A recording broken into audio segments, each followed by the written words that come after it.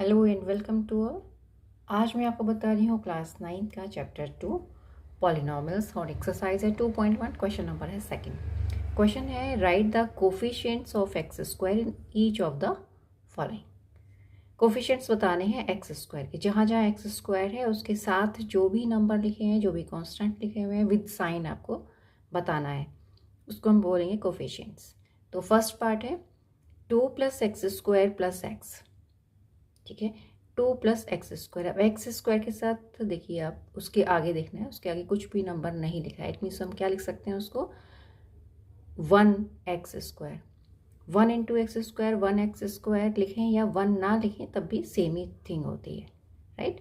तो आप लिखेंगे इसमें, मैं इसको शो कर रही हूँ 2 + 1 × एक्स स्क्वायर। एक्स स्क्वायर की 1 के साथ मल्टीप्लाई कर दी।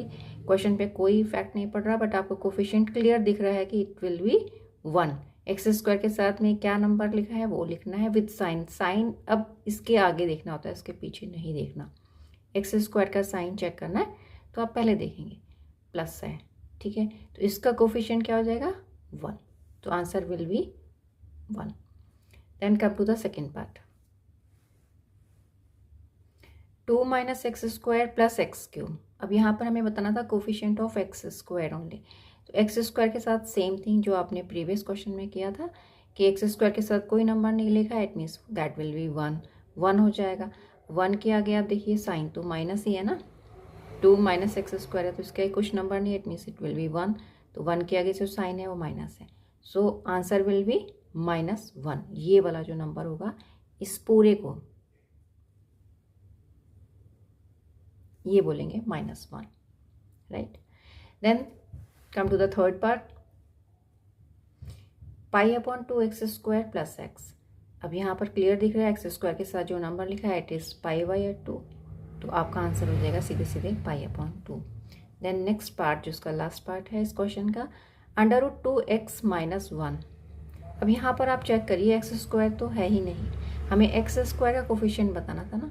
जब एक्स स्क्वायर ही नहीं है, जिसका कोफिशिएंट पूछा जा रहा है वही नहीं है, तो हम उसका आंसर को कहेंगे सीधे सीधे 0।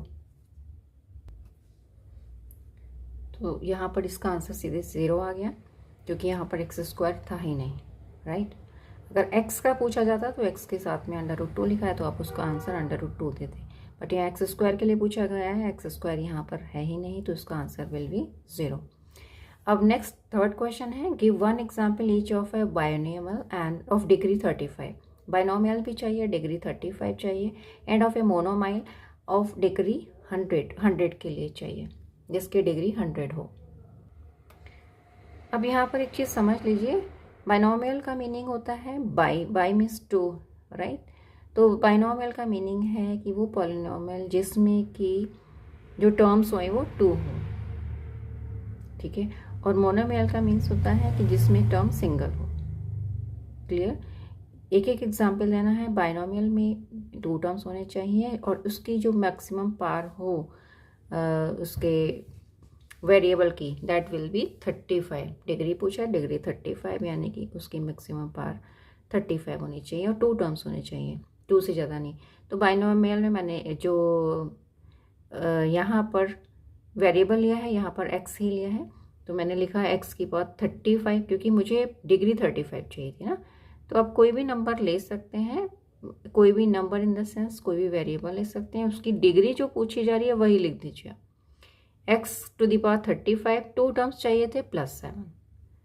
एक दूसरा एग्जाम्पल लिया है विद y वेरिएबल के साथ में, तो कोई भी आपने लिखा 7 × y⁵ 35। नंबर कुछ भी लिखा जा सकता है, ये मीन्स कांस्टेंट कोई भी लिखा जा सकता है, बट जो डिग्री होनी चाहिए वो 35 ही चाहिए, राइट। देन -17 लिखा, या कोई भी नंबर आप दूसरा लिख सकते हैं, क्योंकि यहाँ पर आपको 2 टर्म्स कंपलसरी थी, क्योंकि ये बायनोमियल था। नेक्स्ट है मोनोमियल। मोनोमियल में आपको चाहिए था डिग्री 100। मोनोमियल का मीन्स होगा कि जो आपके पास वेरिएबल आप लिखेंगे वो एक ही वेरिएबल के साथ में एक ही टर्म चाहिए, ठीक है। तो x लिया मैंने, तो x⁴ 100 सीधे सीधे एक मोनोमियल का एग्जाम्पल हो गया। सेकंड, अगर मैंने कुछ और लिखना है, यही नहीं लिखना, दूसरा लिखना है, तो मैंने लिखा 3 × y⁴ 100, ये भी मोनोमियल है और जिसकी डिग्री है 100। वेरिएबल की डिग्री देखा जाता है, वेरिएबल की पावर चेक करी जाती है, राइट, उसको हम डिग्री कहते हैं। मैक्सिमम जो पावर रहती है उसको हम डिग्री कहते हैं।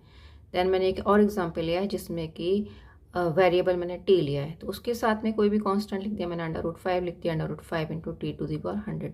ऐसे आप बहुत सारे मोनोमियल, बहुत सारे बाइनोमियल बना सकते हैं। बस डिग्री का ध्यान रखना है। बाइनोमियल है तो 2 टर्म्स होंगे कंपलसरी है, मोनोमियल होगा तो सिंगल टर्म होगा। तो आई होप ये क्वेश्चन सेकंड और थर्ड आपको क्लियर हो गए होंगे। इससे रिलेटेड अगर कोई भी क्वेरीज हो, कोई भी क्वेश्चन हो तो प्लीज़ मुझसे कमेंट सेक्शन के थ्रू ज़रूर पूछिएगा। और अगर आपको ये वीडियो अच्छी लगी हुई हो और यूज़फुल लगी हो तो प्लीज़ मेरे चैनल को सब्सक्राइब ज़रूर करिएगा, शेयर भी करिएगा और लाइक भी करिएगा। वीडियो देखने के लिए थैंक यू।